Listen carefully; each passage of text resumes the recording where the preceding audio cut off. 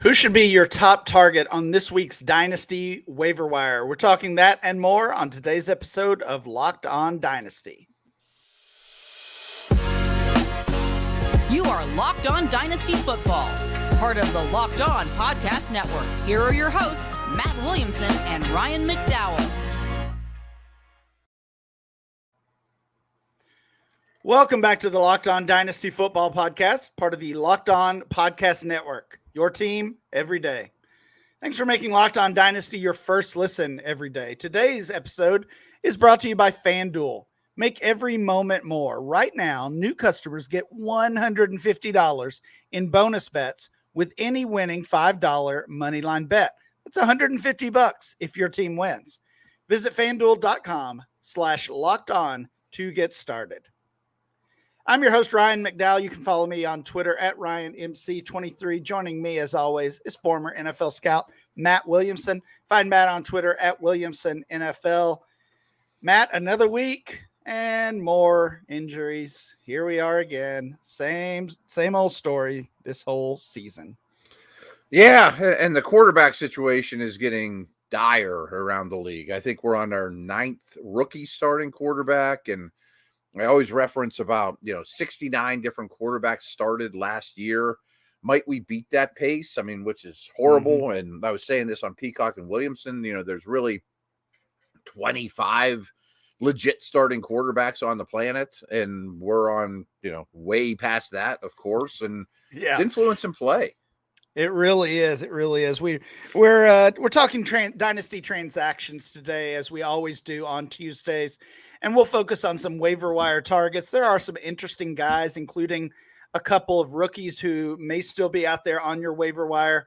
Matt, I think it's actually 10 rookie quarterbacks starting. Is it 10?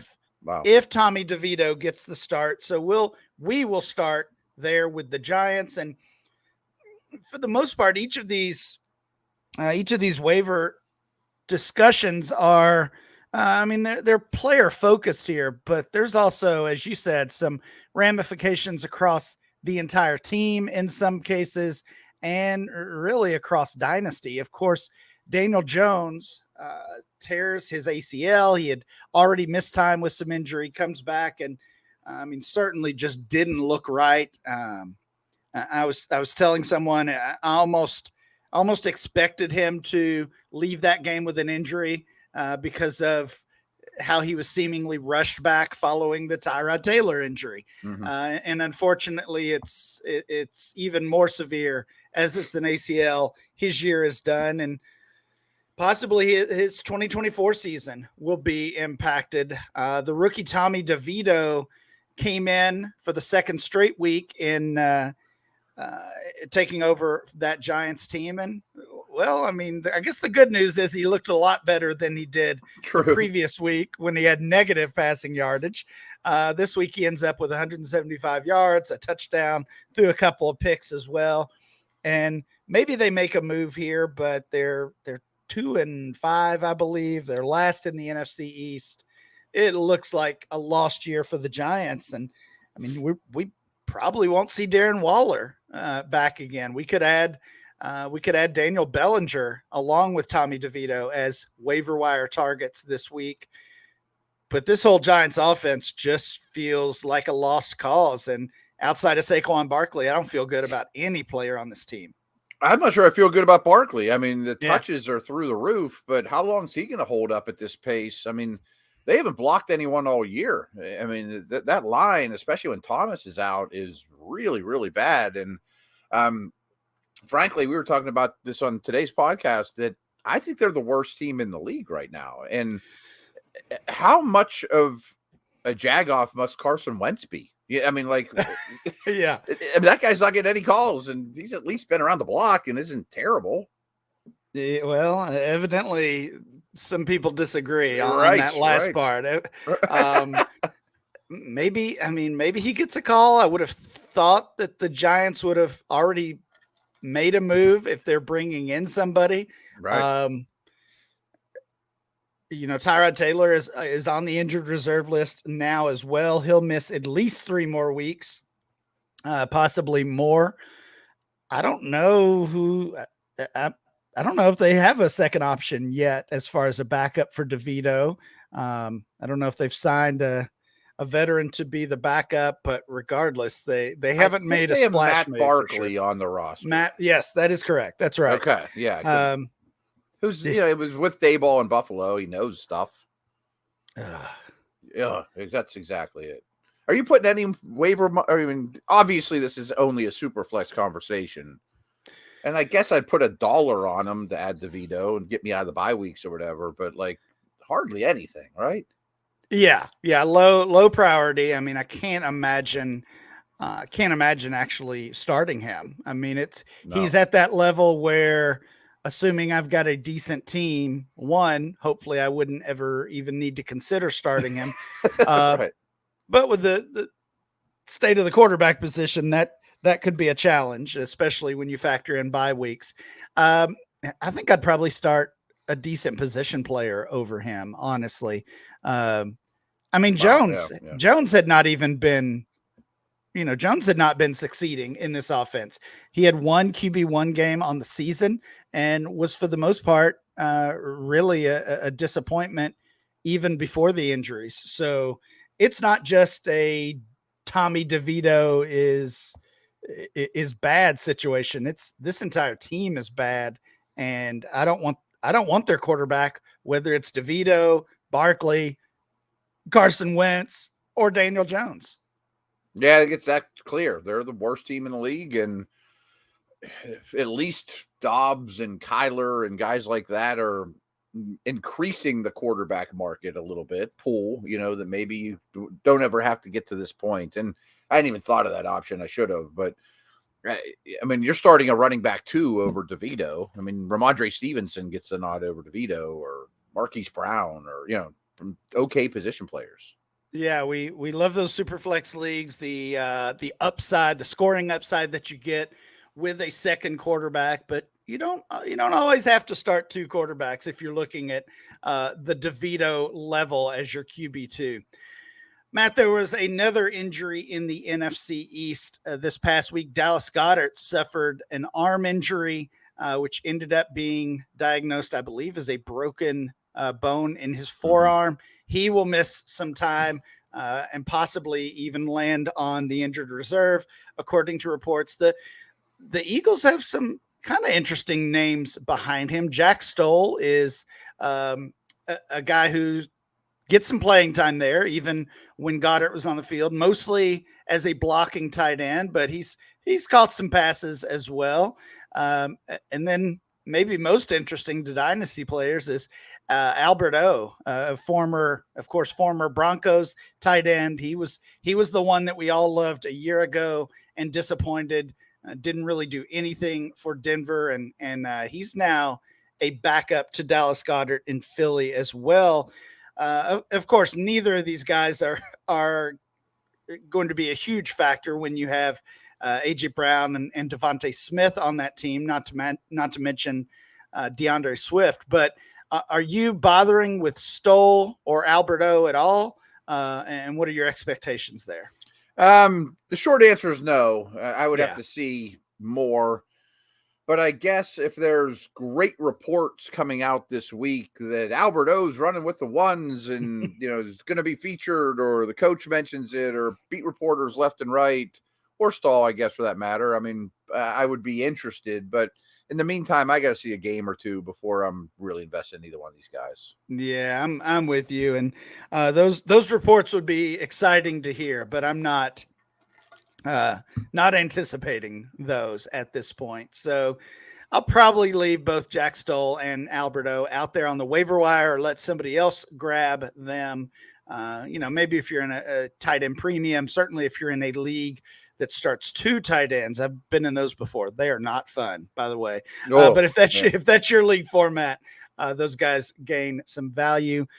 Matt, enough negative talk here with these injuries and some poor quarterback play. We've got a couple of guys, rookies, who played really well in week 9.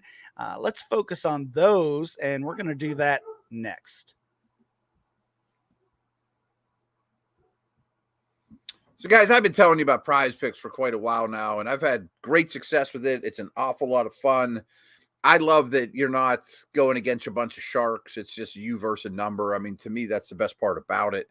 And while I'm not huge in the NBA, but with basketball season here, some of you guys might get a real kick out of this. You can now pick combo projections across football and basketball from the Specials League, a league created specifically for combo projections that include 2 or more players from different sports or leagues. For example, LeBron James plus Travis Kelce at a 10.5 combo of 3 points made in receptions. That's just one example, of course. So that's pretty cool, I think. They even offer a reboot policy so that your entries stay in play even if one of your players gets injured. How cool is that? For football and basketball games, if you have a player who exits the game in the first half and does not return in the second, that player is rebooted. Prize Picks is the only daily fantasy sports platform with an injury insurance policy. So pretty cool. I mentioned how simple it is to play. I make picks and submit an entry in well under a minute for sure. They have quick withdrawals, easy gameplay, an enormous selection of players and stat types are what makes Prize Picks the #1 daily fantasy sports app. So good stuff there. Please go to prizepicks.com/LockedOnNFL and use code LockedOnNFL for a first deposit match up to $100. Again, that's prizepicks.com/LockedOnNFL. Use that code LockedOnNFL, all one word, for a deposit match up to $100. Football season is here, and Locked On is kicking up our coverage with Locked On NFL Kickoff Live. Each Friday, Locked On will go live at 2 p.m. Eastern on every Locked On NFL YouTube channel. Host Tanitra Batiste, Jarvis Davis, and Kyle Krabs will break down every game on the NFL slate to get you ready for your team's matchup, your fantasy lineups, your betting angles, and more. Plus, get the in-depth local analysis from our stable of NFL hosts across the country who know their teams better than anyone else. Find Locked On NFL Kickoff Live every Friday at 2 p.m. Eastern on any Locked On NFL YouTube channel.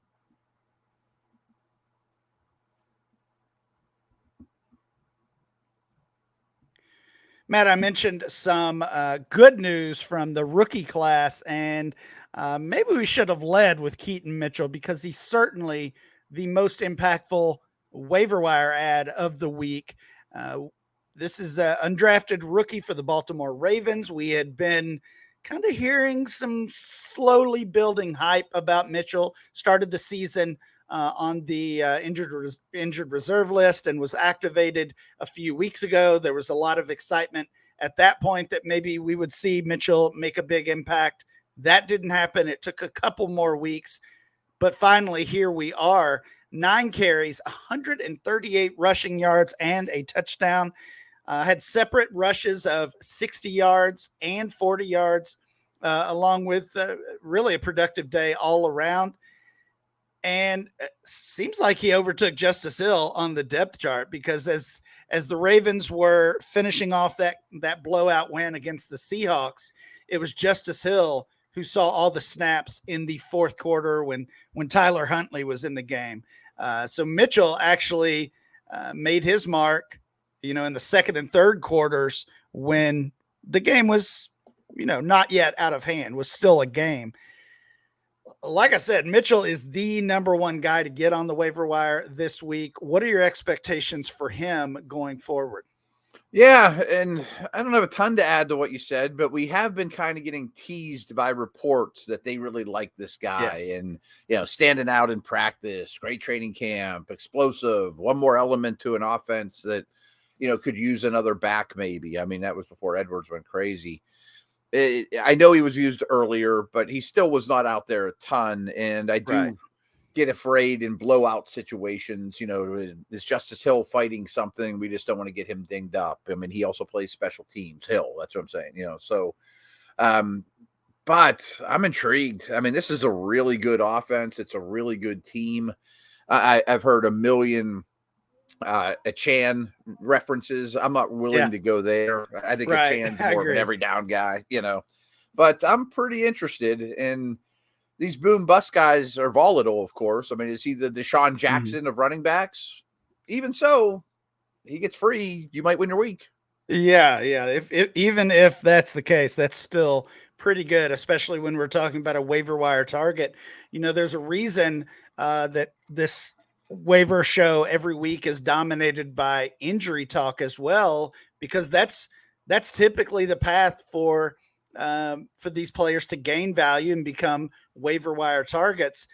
At this point, 9-10 weeks into the season, it's pretty rare for a guy like Mitchell to burst onto the scene, really. And there wasn't an injury to Edwards or Hill, at least as far as we know.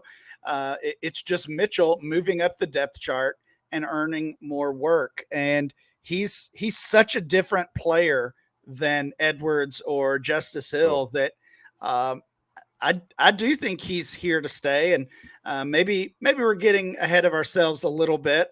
That's easy to do with a rookie who blows up in a big game. But you've got to invest in him, and in my opinion, invest pretty heavily.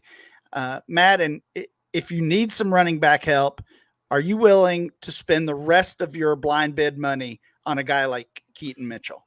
Are you going all in? I'm very aggressive with those things as a rule of thumb. That seems a little steep, but okay. Maybe keep a couple bucks in your back pocket for a kicker or a defense or whatever. I mean, maybe 85 to 90% in that neighborhood. I'm sure Harbaugh and company are thinking, even if we only play this guy 20 snaps a game, him and Lamar, their speed as ball carriers complementing each other is really frightening. Yeah, absolutely. Another rookie who saw some additional work on Sunday. This one was as a result of an injury. It's Dontavian Wicks for the Green Bay Packers. The Packers have really been using kind of a carousel at that wide receiver depth chart. We've, of course, seen Watson when he's been healthy as kind of the lead guy, Romeo Doubs there, Jaden Reed. But Dontavian Wicks, especially when Watson has been off the field, has been really impressive. And of all those Packers receivers, he's the one who is most likely on the waiver wire. 4 catches on Sunday for 49 yards. Christian Watson gets hurt again, actually left the field with multiple injuries going on, a possible concussion. I believe that was ruled out, but also was dealing with some upper body injuries. We'll see what his status is moving forward, but honestly, Christian Watson has just not been that good. I'm a little interested in Dontavian Wicks and a guy I would be targeting on the waiver wire this week. Thoughts on really not just Wicks, but the entire Packers offense? Love has been bad. Watson's been bad. Is this a stay away team for you? Or are you going for these lesser names like Wicks? Well, it just so happens they're coming to Pittsburgh this week. So I've been kind of advanced scouting Green Bay more than other teams. And Love's accuracy is a real problem. And I know that they're kind of coming off a high moment against the Rams, but that was by NFL standards a very easy opponent without Stafford out there. But the big picture for this offense to me is they're getting Aaron Jones back. He's back to being the foundation of it, which is great. That's good for everybody involved, including Wicks, including Love. The other one that's really bad is Dylan. He looks almost like he's shot. I mean, he looks bad to me. I think everyone knows I'm a Musgrave fan. I'm a Reed fan. It's kind of a stay away offense for me. I mean, I would throw it's becoming that way for me too. Yeah. I mean, they're frustrating. I would throw a low bid on Wicks, but I like the player. Young receivers, never a bad thing to throw on the end of your roster. And the Watson injury is crazy. I mean, you're right. He did get cleared from concussion, but after the game, it was chest, back, and concussion. I was like, did he get hit by a bus? I mean, like, what happened to that? But he could play, though, still. Well, it doesn't matter at this point. Like I said, Watson has been so bad.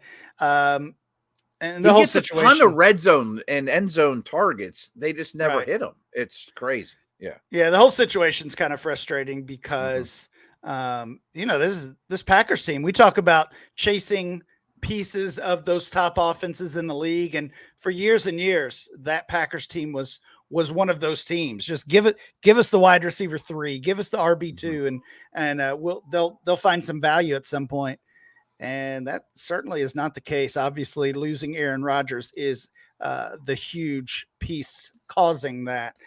But it's been a tough go for the Packers, and I'm not sure it gets better anytime soon. But I'm with you. I do like I like Aaron Jones there. Still feel very confident in him moving forward. One more injury here.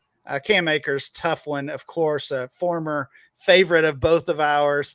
Another Achilles injury, second for him. He had that comeback that was so impressive a couple years ago to get back on the field. And while he never looked the same, he was a solid contributor for the Rams and more recently for the Vikings. I mean, this could be the end of his career. Could give Ty Chandler a chance at some more work. So Chandler's a guy also to look for on the waiver wire, but obviously tough news for Cam Akers. Yeah, brutal for Akers, and his career was spiraling, obviously, at the end of the time with the Rams, and then showed us a little bit of life, and now he's droppable. I liked Chandler a ton in preseason. I mean, like, he was like my last round pick in every redraft league, never got the chance, and then they trade for somebody ahead of him. But that's an underrated and very, very good offensive line. I'm interested in Chandler. I am as well. So we talked Mitchell, Wicks, Chandler, along with Jack Stoll from the Eagles and Tommy DeVito. Mitchell's the top guy on the list there. Mm-hmm. Would Chandler be your second target? Yeah. I like the player better. I had one more Green Bay note that I was doing for my Steeler research that, with Wicks. Only the Saints, this is by EPA, have played an easier schedule so far than Green Bay. Like, wow. And it's still that bad. You know what I mean? Yeah, that's a little depressing there. Yeah. So Mitchell, Keaton Mitchell, Ty Chandler are your top two waiver wire targets for this week. Matt, we're heading into week 10. I realize that in some of my leagues, the trade deadline, the Dynasty trade deadline, is coming up soon. I want to get your thoughts on trade deadlines in general. We'll do that right after this.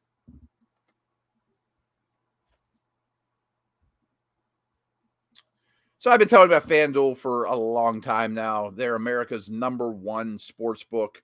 And right now, new customers, if you've been considering it, now's a great time to do it. They get $150 in bonus bets with any winning $5 money line bet. I mean, I love that. That's $150 if your team wins. So if you've been thinking about joining FanDuel, there's no better time to get in on the action.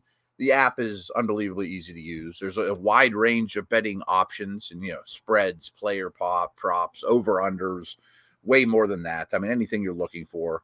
So visit FanDuel.com/lockedon and get that NFL season rolling along. And they got other sports, of course, as well. FanDuel, the official partner of the NFL.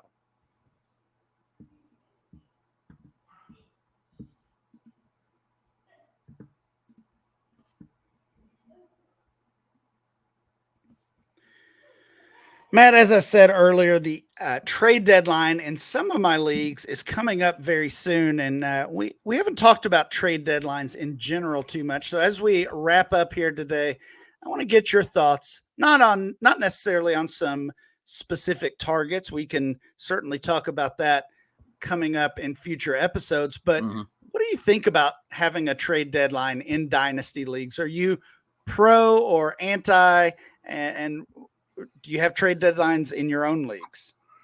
They all do.